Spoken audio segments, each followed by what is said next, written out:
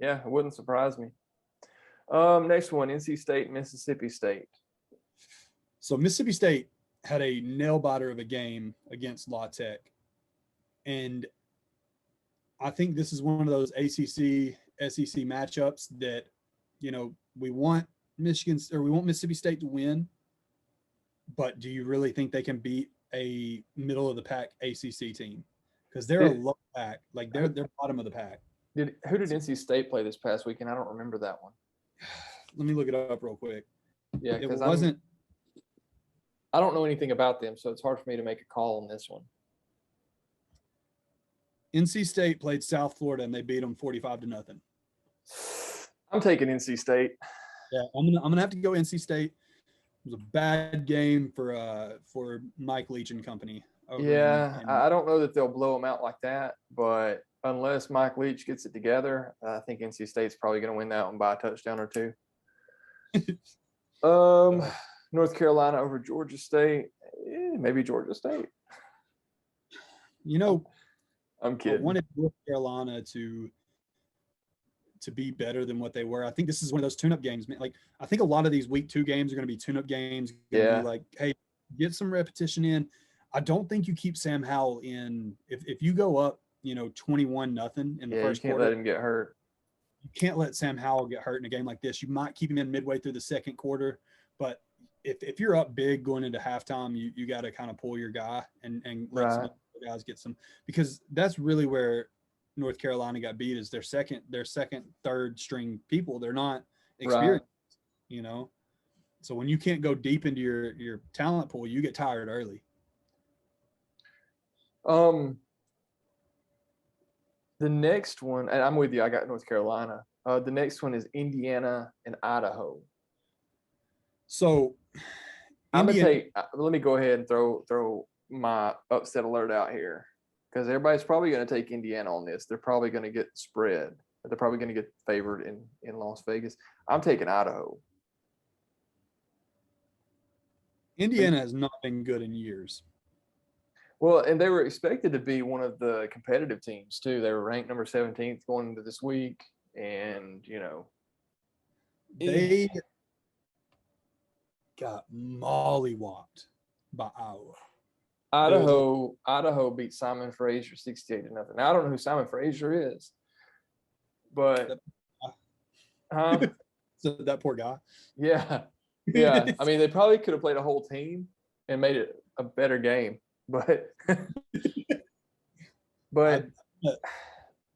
they've got something working there. Any team you play, if you can beat them by that much, that tells you something. And Indiana did not look very good. And I could be dead wrong. I didn't watch Idaho play, and I don't know the team they played. I've never heard of them. But I like Idaho in this one. I think they're gonna upset Indiana. Indiana just needs they need a win. Like they after losing 34-6 to Iowa, they need a win. And so I think that I'm gonna go Indiana because they're the team that I know best. But I don't disagree wholeheartedly with you by any means. I think that they are on upset alert big time. For sure. All right. We got Missouri and Kentucky. Bro, I love Mark Stoops in Kentucky. I absolutely love Mark Stoops. I think that what he's done with Kentucky over the last 5 years, and this is basketball country. We made a reference to that earlier, but this is basketball country, and this Kentucky team has competed, man. They were number 2 in the SEC East 3 years ago, and they were like top 5 last year. Right. This Kentucky team is not bad at all, and Missouri hasn't been relevant in any time in the last 10 years. Yeah, we'll see. I'm gonna go Kentucky.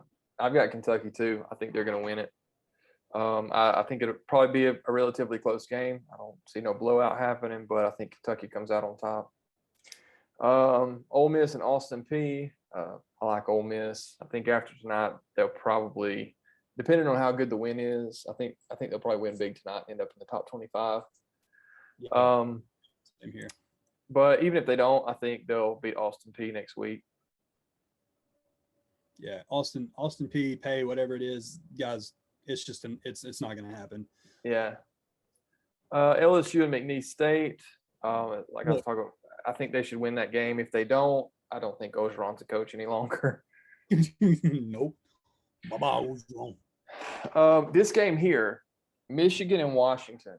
This is a very significant game because Washington came into the season ranked, and I don't know that they'll still be ranked when it all is said and done because of the loss that they suffered. But Michigan looked really good this past week, and this is a game they need to win. They need this win, but I think they have the talent to do it. They have the tools to do it. We talked about it a little bit earlier. I don't know if it was before we started recording or once we started recording, but their quarterback, everybody's talking about how Michigan found their quarterback, and he went 9 for 11 for how many yards? 100 something, 100. Yeah. Something. And I didn't watch the game, so I don't know how long he played, but that's not bad numbers. So we'll see. That was that kid's name, McNamara. Yeah, and yeah. That was the other guy. He went 9 for 11 for 136 yards and 2 touchdowns. He had an 89.9 QBR. Right. Look, I know that we're probably both going to agree that Michigan's going to win this game. Washington was competing for a national championship just a few short years ago. I mean, they got stuffed by the University of Alabama, but they were in the top 4 teams just a few short years ago, and man, how the mighty have fallen. Yeah. I think Michigan. This is a statement game for Michigan. This is, Harbaugh doesn't have much time left there if he don't win this year. He's got to win something. He's got to be competitive again. Like, he has to get this Michigan program competitive. And I think with McNamara and even their backup quarterback, man, JJ McCarthy went 4 for 6 for 80 yards and a touchdown.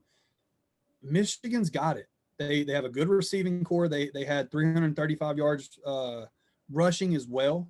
So, like, and I know they were playing Western Michigan, but I'm telling you, dude, that Michigan team looked way better than any other Michigan team we've seen in the last few years that's been back. Yeah. So. Yeah, I'm not ready to jump on their back train, but I think they have a good chance this year as they've had in a while. And anyway, I think that they'll win this particular game, and that's going to really boost their confidence. So the next game would be Florida State and Jacksonville State. I think we'll both take Florida State on that one. State lost 31-0 to UAB. UAB, who's about to play Georgia, who's the defensive team. I'm going to move on to Utah and BYU. I don't know much about either team, but just on a spot check, I would probably take Utah in that game. Utah. Do what? And I think Utah was ranked, if I'm not mistaken. Yeah, they were 24th this past week. Top 25. And BYU lost their quarterback. Yeah, that's the extent of it. 17. So, and they were playing Weber State, the university, the home of Damian Lillard. Dame Dollars. Dame Dollars sign. Yeah, I got to go Utah on this one as well. USC and Stanford. Who you got in that one?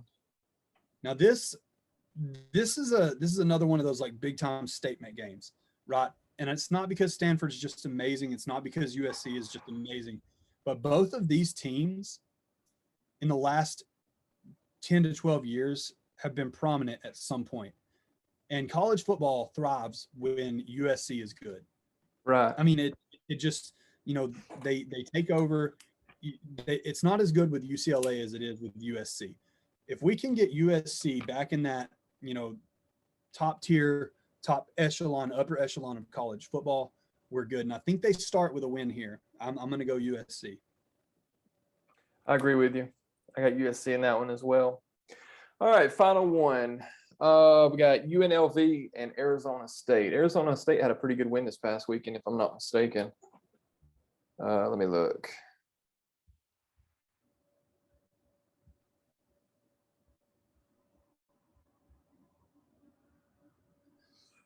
It was Southern Utah. I don't know if that was really a good win, but they did win nonetheless.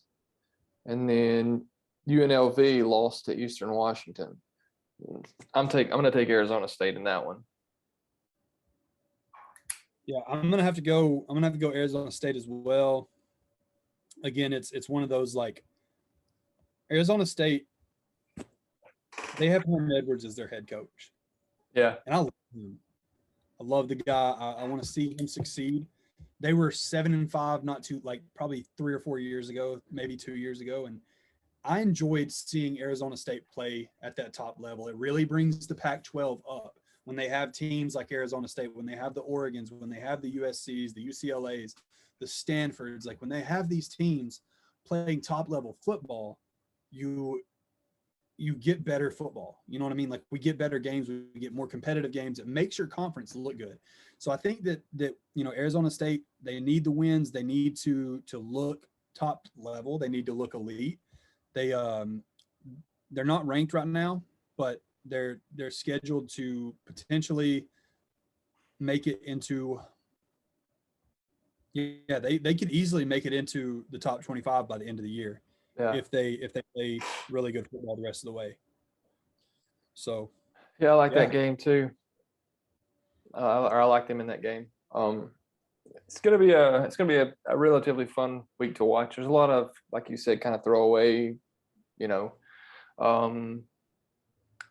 tune-up games that won't really mean a whole lot as far as playoff implications and stuff like that. But we'll have a lot to do with working out some of the kinks from the first week. So then we'll have the week after with where we'll really get to see some fireworks, which I'm really excited about. So we'll come back to it after this next week and do a recap on everything and see where we're at with everybody. I'm excited, man. I'm excited.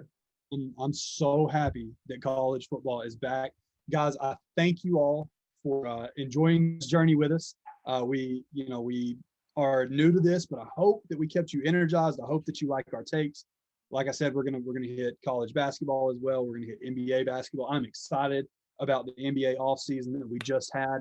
I'm just telling you guys that's gonna be mind blowing. We're gonna hit that when NBA season actually starts because I don't like talking about it beforehand.